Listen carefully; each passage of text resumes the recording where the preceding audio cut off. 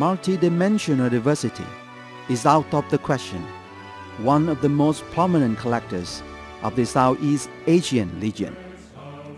But since the International Association of ASEAN was established in 1967, the apparent differences thought to exist among its countries seems to be increasingly diminished, mainly by the growth in its people's communal consciousness of being in the same political neighborhood. In recent years, people all over this region talk with one accord about a hopeful and challenging step towards the state of being one united community in the near future. Directing itself in this way requires some kinds of regional cooperation in a vast scope and in many levels. In accord with this shared mentality, academic endeavors to discuss about how ASEAN-owned scholars could help to initiate and put forth those kind of communal cooperation can be seen also in our forum. So we like here to present to you two seemingly opposite stands towards the issues of food studies. One perceives food through the artist's eyes, and the other inspects food with tools of the scientist. However different these two opposing approaches may be, there seems to be something in the subject of food they have to deal with in common. And it's not hard to see why it is so. That is because, for human, food is an undeniably cultural thing. Firstly, we have here the reflective voice from the Art and Food in Asia Sessions Chairman, Professor Supakorn Dittapan. He will talk of the dynamic relation between creative practices of some ASEAN artists and their politically engaging power for promoting justice in their societies. This seminar, I think we have 9 speakers, which we divided into like 4 foreign speakers. We invited the artist from Singapore, which is the very good critics from Australia and now working as a lecturer at Singapore National University. And the other one is a well-known artist in United States and around Asia from Cambodia. We have artists from Burma, which emphasize on the documentary films called Tomato. And the other artist from Indonesia, Rhino, which emphasize on the community-based rice farming in Indonesia. So in this case, the artists from Asia and Thailand use food as a representation to reflect the social movement. For example, artists from Burma, which raised so many questions about the intrusions of the new technologies and the new civilization, I mean industrialization that intrudes into the Burma agricultural society. So he used example of tomato farmings, which in Ley Lake is very fertile and people live happily from the past. And when the industrialized and commercialized come into tomato farmings, what would happen? They use some pesticides, use some chemicals to stimulate the growth of the tomato for what? For the main industrial consumption of the people. But the idea is not behind just how to produce tomato and what the effect of the tomato. But I would say that this is a very important issue that Burma is very virgin countries and now it new open for other countries to invest a lot of money into Burma. If the Burmese do not care fools about the investment and the influence of the foreigners, especially now want to take a lot of advantage in Burmese or Myanmar land now, such as the representation in the movie use fertilizer to stimulate the productivities of the tomato. The question in that movie asks how we're gonna keep our identity and how we're gonna keep our nations as sustainable in Burmese way or Myanmar way as much as possible. And the artist put the questions on this, so I think a lot of people who view those films understand what was his statement there. And the second one that probably will be the answer for the first one is the rice farming in Indonesia. The artist used film documentaries as the solution to solve the government problem, because in Indonesia, government controls farming, especially rice seeds, fertilizer. It has to go through many government agencies. But this community fought for themselves because they say they could grow their own rice, they could mix their own hybrid seed in order to make it stronger and sustain in many environments. And people in the community help each other. It's not top down from what government say, and it based on the society. If the society gets stronger, so they have some power to bargain, and they could keep those indigenous heritage and keep the happy life after they succeed in the contribution and collaborations of the people in community by use food as the example and food as the as a tool to convey the message to other people. So the second questions on this, if we don't use food, can we use the other things? Yes, for sure. Art could use anything as a framework to create arts. But this is to say that art is not just only aesthetics purpose anymore, but it would contribute something to societies as well.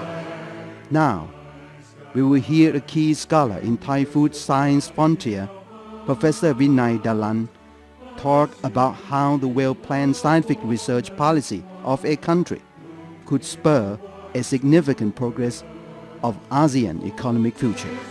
When we consider about the ASEAN, the population is 600 million.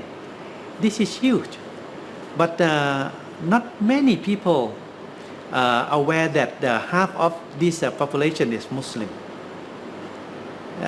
This is a strong point. And about the variety of in this society, especially for the ASEAN society, there's a big variation in this ASEAN society.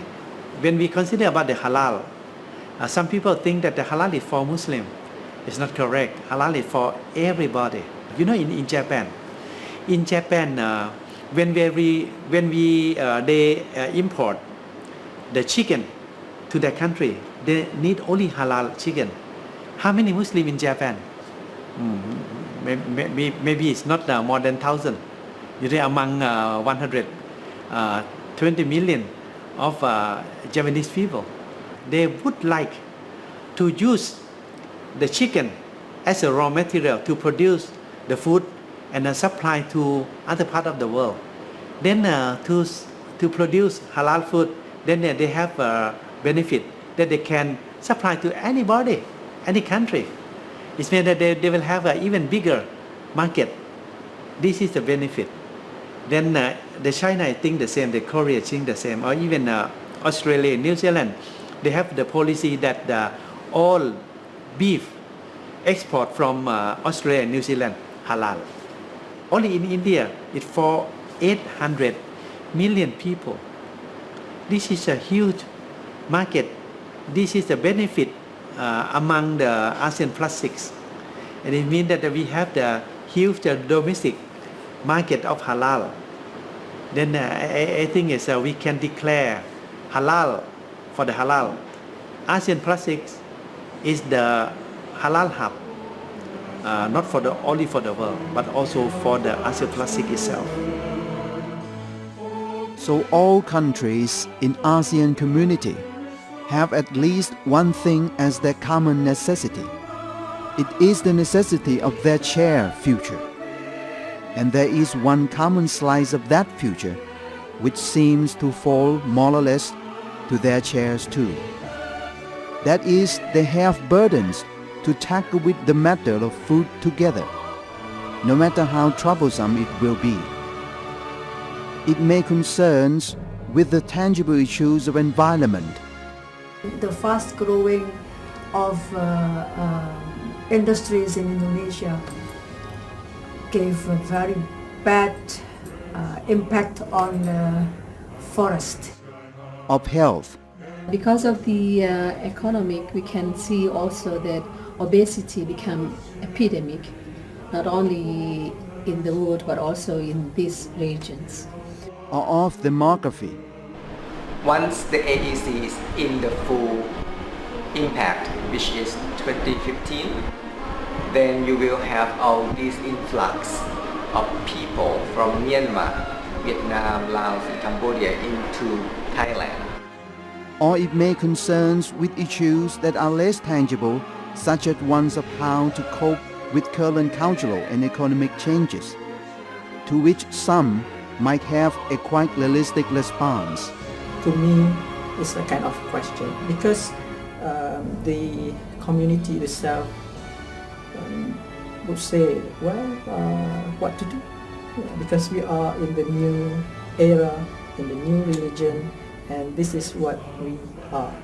So we are as the beholder of the culture, so we might close our eyes, okay, let be gone. But at the same time, some are quite positive. But I don't think, from my point of view, it would not be a drawback for our, like a culture of the Myanmar. I don't think that globalization will overwhelm our traditional food. And we'd like to conclude here with the voice of one of our keynote speakers, which echoes one of the most present challenges concerning the issues of food which our community should face together wisely. In closing, I would like to leave some food for your thoughts on how we can work together to solving the problem that will underpin human survival in the coming decades and centuries: food security. Food producers have all along never made ends meet. As a result, their children do not wish to follow their forefathers' path in the future and have no better choices but to abandon farming and hometowns to work in cities. But the city life gives them false hope and actually adds to more national problems, economically, socially, and environmentally. And this is an already known fact. In order to turn this vicious cycle into the virtual cycle, food producing cannot be a dead-end street. Independent farmers need to be empowered to escape the upper hands and survive by themselves. How? Through capacity building as well as technical and marketing assistance, with the aim for them to be local entrepreneurs or start cooperatives to sell and branding their own products. Eventually, they are hoped to serve markets locally and nationally. We all know that it is easier said than done. Governments and corporates must step up to join the good cause. Common corporate practices of wealth maximization to the point that they exploit small farm producers need to be reconsidered. Corporates must break the chain that is enslaving farmers to build strong and sustainable farming communities. Asia is blessed with fertile soil and suitable climate for agriculture. If we can work together and leverage on individual expertise and knowledge, we can significantly reduce world hunger and pave way for the future, making meals available for us all, and making food insecurity history. Thank you.